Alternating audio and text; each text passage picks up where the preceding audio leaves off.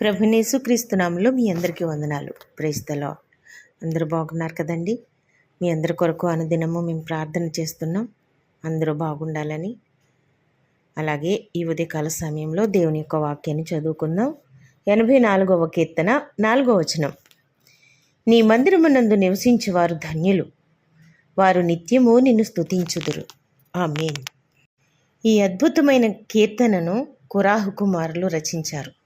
వారు దేవుని మందిర సేవ చేసేటువంటి వారు. దేవుని సన్నిధి పట్ల వారికి ఉన్నటువంటి అమితమైన ప్రేమను, భక్తిని ఈ కీర్తన ప్రతిబింబిస్తూ ఉంది. ముఖ్యంగా ఈ కీర్తనలో దేవునితో సహవాసం చేయడం వల్ల కలిగే అత్యున్నతమైన ఆనందాన్ని వీరు వ్యక్తపరుస్తూ ఉన్నారు. 4 అనుభవాలు ఈ వాక్యం ద్వారా మనం నేర్చుకుందాం. మొదటిగా ధన్యత. బైబిల్లో ధన్యులు అంటే దేవుని కృపను పొంది ఆత్మలో నెమ్మది కలిగిన వారు అని అర్థం కదా. దేవుని మందిరంలో అంటే ఆయన సన్నిధిలో ఉండేవారు. లోక సంబంధమైన ఆందోళనలకు దూరంగా పరలోకపు శాంతిని అనుభవించేవారుగా ఉంటారన్నమాట. అలాగే రెండవది నివసించువారు అంటే ఏదో ఒక కట్టడంలో కట్టబడిన వారుగా ఉండటం కాదు, కానీ నిరంతర సహవాసం కలిగి ఉంటారు. అంటే దేవునితో ఎల్లప్పుడూ సంబంధం కలిగిన వారుగా ఉంటారు. ఇంకా హృదయపూర్వకమైన ఆరాధన చేసేవారుగా ఉంటారు. మన దైనందిన జీవితంలో ఎల్లప్పుడూ దేవుణ్ణి స్మరించేవారుగా ఉండేటువంటి కృప కలిగి ఉంటారనమాట. ఇంకా చూస్తే ఆశ్రయం. కష్టకాలంలో లోకపు సలహాల కంటే దేవుని సన్నిధిని, దేవుని సన్నిధిలో ఉన్న గొప్ప ఆశ్రయాన్ని కోరుకునేవారుగా ఉంటారు. ఇక మూడవదిగా స్తుతించటం. ఈ వచనంలోని 2వ భాగంలో వారు నిత్యము నిన్ను స్తుతించుదురు అని చెబుతూ ఉంది. దేవునితో సహవాసం చేసేవారి హృదయం ఎప్పుడూ కృతజ్ఞతతో నిండి ఉంటుందటండి. Praise the lord. కృతజ్ఞత భావం కలిగిన హృదయం ఎప్పుడూ స్తుతితో నిండి ఉంటుంది.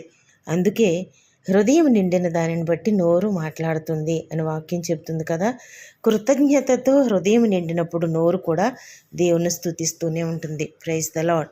ఇంకా మనం చూస్తే వారు సమస్యల వైపు చూడక సమస్యల కంటే గొప్పవాడైన దేవుని వైపు చూసేవారిగా ఉంటారు. ఇంకా కష్టాల్లో ఉన్న సుఖాల్లో ఉన్న దేవుని కృపను తలపోసుకొనుచు వారు నిత్యము ఆయనను కీర్తిస్తూనే ఉంటారట. Praise the lord.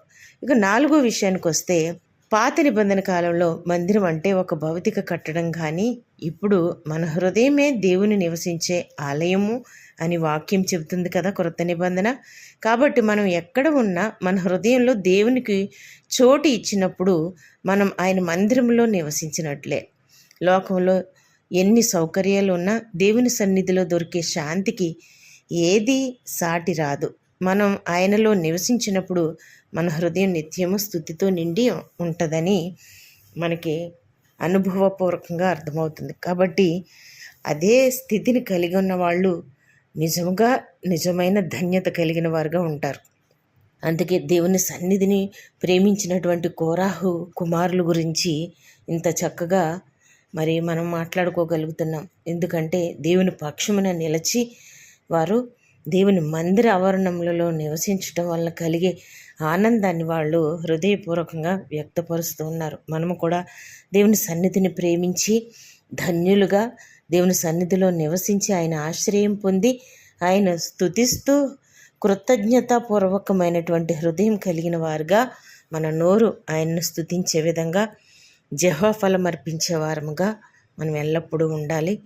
అంతేకాకుండా మనమే ఒక దేవాలయంగా మారి దేవుని స్తుతించి దేవుని గణపరిచే వారంగా ఉండాలి. అటువంటి కృపలు దేవుడు మనందరికీ అనుగ్రహించునుగాక.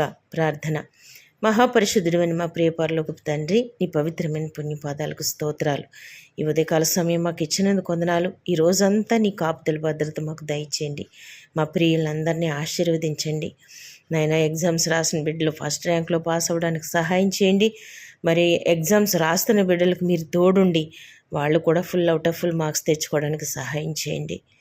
ఉద్యోగాలు లేని వారికి ఉద్యోగాలు దయచేయండి. ఉద్యోగాలు ఉన్నవారిలో వారికి ప్రమోషన్లు దయచేయండి. వ్యాపారాలు చెరువులు చేస్తున్న బిడ్డలకు మీరు తోడుండి వాటిలో కూడా మీరు ఆశీర్వాదం దయచేయండి.